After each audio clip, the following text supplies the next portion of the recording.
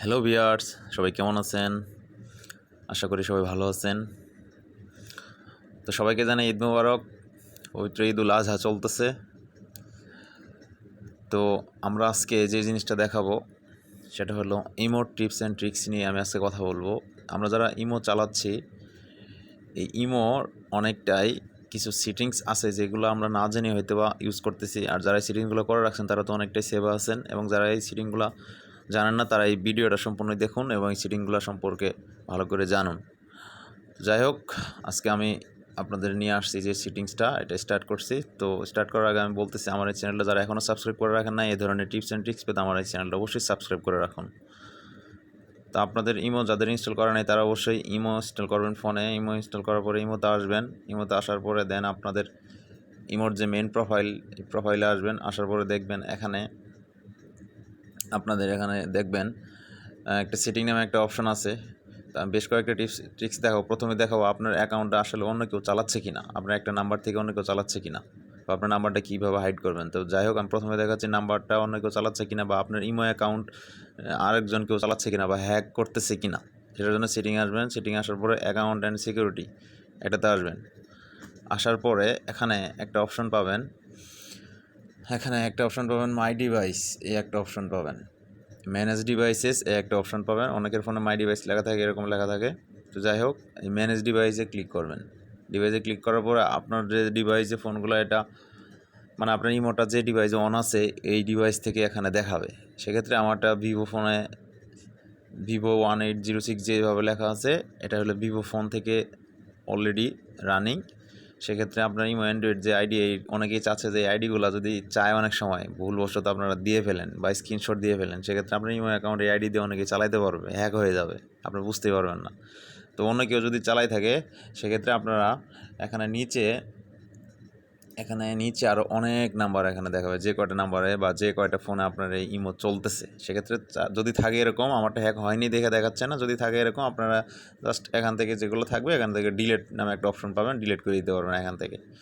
তো এই ছিল প্রথম টিক্স। তো এরপরে আমি যেটা দেখাবো, সেক্ষেত্রে আপনাদের চাইলে আপনার যে প্রোফাইলের যে নাম্বারটা থাকে, আপনার প্রোফাইলে যে উপরে যে নাম্বারটা থাকতেছে এখানে, এই নাম্বারটা আপনি কীভাবে হাইড করবেন তো আমি এটা দেখাচ্ছি। এটার জন্য সিটিংয়ে আসবেন। সিটিংয়ে আসার পরে এই যে এখানে আসবেন প্রাইভেসিতে আসার পরে এখানে আপনি এই যে রিড রিসিপ্টস একটা অপশন আছে, এখানে রিড রিসিপ্ট এই অপশনটা আপনাদের ওখানে খুঁজে বের করে নেবেন। তো রিড রিসিপ্ট এই অপশনটা সব ফোনে আছে। রিড রিসিপ্টে আসবেন। আসার পরে এখান থেকে তারা স্ক্রিনশট আকারে বোঝাই দিছে। তো রিড রিসিপ্টের এখানে যে মাই কন্ট্যাক্ট, যেটা বাই ডিফল্ট দেওয়া থাকে, মাই কন্ট্যাক্ট কিংবা এভরিওয়ান, তো এগুলো যদি দেওয়া থাকে, এভরিওয়ান সবাই দেখতে পারবে, মাই কন্ট্যাক্ট আপনি শুধু কন্ট্যাক্ট এগুলো দেখতে পারবে। তো আপনি নোবডি করে রাখবেন এখান থেকে। নোবডি করে রাখার পরে এটা আর আসবে না, কেউ দেখতে পারবে না। তো এই প্রাইভেসি থেকে আমি আরও একটা ইম্পর্টেন্ট সেটিং, তো এটা আমি 2 নম্বর টিপস ছিল। তো 3 নম্বরে আমি একটা জিনিস দেখাবো, সেটা হলো আপনার চাচ্ছেন না যে আপনার কন্ট্যাক্টের বাইরে, আপনার সিমের কন্ট্যাক্টের বাইরে আর কেউ এখানে আপনাকে ডিস্টার্ব না করুক বা কল না করুক বা থার্ড পার্টি কেউ কল না আসুক। সেক্ষেত্রে আপনি এখানে একটা ফাংশন পাচ্ছেন, হোক অ্যান্ড কল মি ইজি, এখানে একটা ফাংশন খুঁজে বের করুন আপনারা। তো এটা বাই ডিফল্ট আপনাদের ওখানে এভরিওয়ান দেওয়া থাকে, এটা আপনারা করে নেবেন। মাই কন্ট্যাক্ট, আপনার কন্ট্যাক্টের বাইরে আপনাকে কেউ কল করতে পারবে না। এটা খুবই ইম্পর্ট্যান্ট একটা সেটিং। ইমো ইউজ করার আগে এই সেটিংগুলো অবশ্যই করে নেওয়ার পরে দেন আপনি ইমো ইউজ করবেন, তাহলে আপনাকে কেউ থার্ড পার্টি কেউ ডিস্টার্ব করতে পারবে না। এটা ছিল আমার 3 নাম্বার ট্রিক্স। তো এখন আমি দেখাবো আমার 4th নাম্বার ট্রিক্সটা দেখাবো।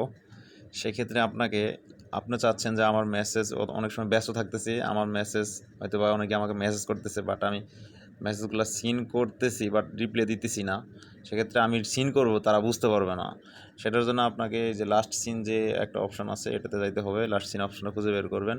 এটা সবগুলো প্রাইভেসিতেই লাস্ট সিন অপশনে আসবেন। আসার পরে এটাতে আপনি নোবডি দিয়ে রাখবেন। বাই ডিফল্ট এভরিওয়ান কিংবা মাই কন্ট্যাক্ট, এটা আপনি নোবডি দিয়ে রাখবেন। বাই ডিফল্ট দেখবেন যে মাই কন্ট্যাক্ট এভরিওয়ান দেওয়া থাকে। এই সেটিংটা করে নেবেন।